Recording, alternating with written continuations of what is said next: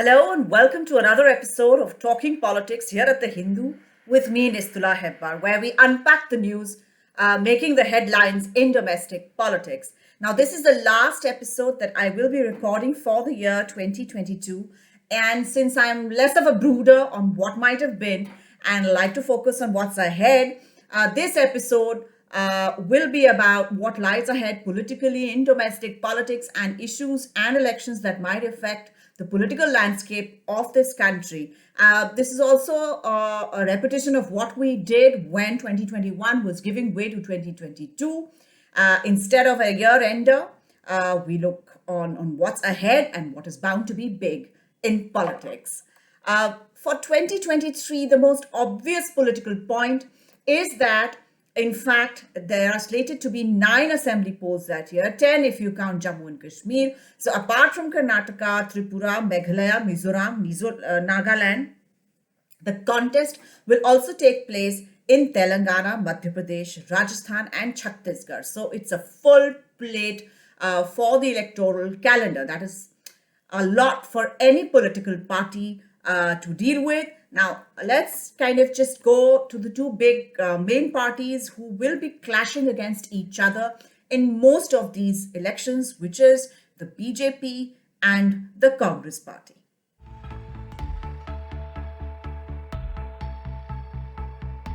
So let's start off right off the block with the Congress party and its prospects for 2023. Now, for the Congress especially, this is a make or break year. The past year saw significant strides taken by the party to at least address some of the issues related to the organizational drift that the party had been on since 2019. It had internal elections, a new president in Mallikarjun Kharge, and the launch of a much talked about Bharat Jodo Yatra by Rahul Gandhi for mobilizing the public and, more importantly, the party's organization and cadre wherever the yatra went. In the next set of elections, especially in Karnataka, Madhya Pradesh, Chhattisgarh, and Rajasthan, the party directly faces off with the BJP. In 2018, the party had a really good run.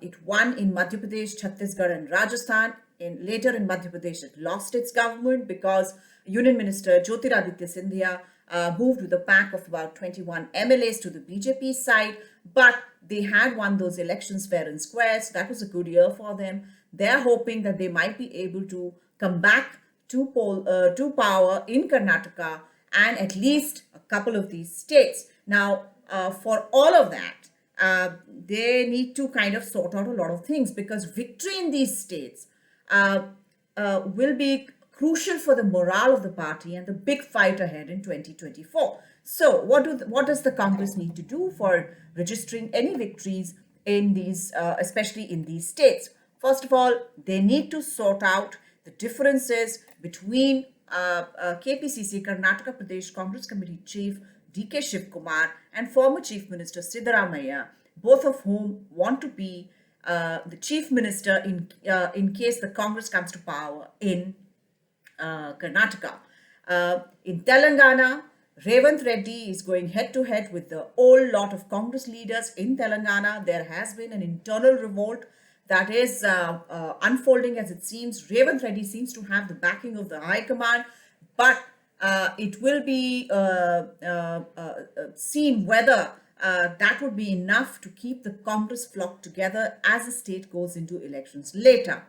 Also in Rajasthan, the much talked about differences between Chief Minister Ashok Gehlot and Sachin Pilot, where pretty harsh words were exchanged, and even the Congress High Command was humiliated just before the elections for the Congress president, the AICC president, when supporters of Chief Minister Ashok Gehlot refused to endorse the name of Sachin Pilot as a replacement so that Ashok Gehlot could assume the post of party president. That didn't happen. Mr. Kharge became party president and the High Command had to face the humiliating situation of having its writ being turned on its head.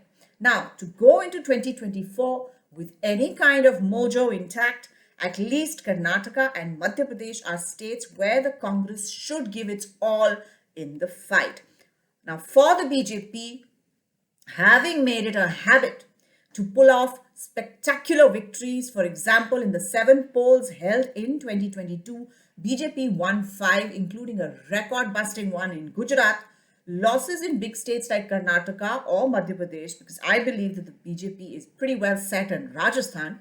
This may spoil the fight for 2024. While it has been proven that no set of assembly polls are any kind of semi-finals for the general elections, because assembly polls are largely local while general elections are national in character, uh, I feel that the results do have bearing on how the morale of the parties, of respective parties, is affected because going into the general elections. So but for the BJP, I feel that apart from the victory in big states and all of the push that it gives to a party going into a bigger challenge, winning again in Tripura, in my opinion, is ideologically crucial. This is the only state where the BJP came up directly against the left front, its ideological bête noire, and bested it. The left swears by its Tripura model of development, and defeat in the hands of the BJP was a big blow to the left parties. That contest, purely for an ideological fight, would be interesting to watch. Will the left make a comeback, or will BJP be there to stay? In the regional party space, 2023 is a big year for the Bharata Rashtra Samiti chief and Telangana Chief Minister K. Chandrasekhar Rao, who has renamed the party, announced national ambitions, and will be hands-on not just in Telangana, which is an existential fight for him, but also earlier in the year in Karnataka, where his ally H.D. Kumaraswamy is in the fight. Now, these are electoral battles, and their outcomes are time bound and in the realm of hard numbers. Uh, what of the realm of ideas and public discourse? 2023, in my opinion, will see the raging of 3 debates, two from 2022 and one which is likely to begin at the beginning of 2023. The 2 debates that are raging from 2022, expected to rage again through 2023. One of them is Kivleen nomics, of which I have done more than one episode of Talking Politics, because I feel it is the issue of the future. Fiscal responsibility, freebies, promising of uh, freebies in manifestos, etc. This fight is just going to get bigger and bigger because of 9 or 10 elections which are due, which are coming up. Congress has already promised the old pension scheme, the restoration of old pension scheme in previous election manifestos. They are likely to do so in the other states that they go into polls, although Rajasthan and Chhattisgarh have announced that they're already going to do it because those are Congress states. But going into other polls, Congress may do that again. And that is going to be, again, a big thriving fight on Kivleen. An important development with regard to Kivleen was a recent cabinet decision to provide free grains under the National Food Security Act and merge some aspects of the Pradhan Mantri Garib Kalyan Yojana with that program. Now, while the decision to give free grains to 81 crore people under the Food Security Act is big, economists said that it made fiscal sense as well, as there would be less duplication, leakage via state governments, and a saving of around 1.5 lakh crores overall. So, Prime Minister Narendra Modi looks like he's not giving up on the idea of Kivleen and pushing for fiscal prudence, especially in the political sphere. So that is going to be a battle that will rage through these 9 elections, possibly 10 going ahead. Now, with the second big debate from 2022, which will carry over to 2023, according to me, is with regard to the appointment of judges. This will not just be an issue between the government and the judiciary, but between certain opposition parties and the BJP. The Congress has already, in the last parliament session, said that it was apprehensive about this taking on of the judiciary by the BJP, and said that it is an intimidatory tactic, that the ruling BJP is actually trying to just intimidate Supreme Court, in trying to kind of enter into the Supreme Court's powers to appoint judges because there are a lot of issues which are stuck at the judicial level. Now, this is different from the support that the Congress had extended to the National Judicial Appointments Commission Act, which was passed with bipartisan support in 2014-15. So there has been a shift in the thinking of the Congress. This issue will divide parties down the line, with several like YSRCP allying with the government and others maybe going the Congress way. This would, rather than a debate on how judges are being appointed or the powers of the executive versus that of the judiciary and constitutional law, it will become a political battle. And finally, one issue that is likely to be big in the coming year is the Election Commission's pilot test on a prototype for recording votes of migrant workers. For long, migrant workers registered as voters in their native states have been unable to vote because of economic reasons of not having resources to travel back to their homes to vote.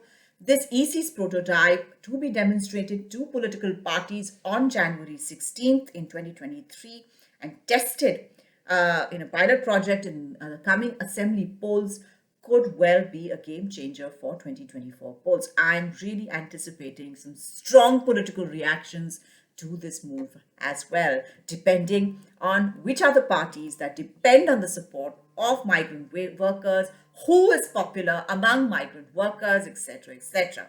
Now, I am sure there may come a time when we look back at this episode and laugh at what we thought would be important stuff for the year ahead. Now, tensions between India and China are, of course, top of the list of things that could flare up and put everything else in the shade. As of now, however, my crystal ball gazing seems limited to the electoral calendar. I hope we all have a peaceful year ahead. A very happy new year to you all. I'll see you in the new year. Thank you.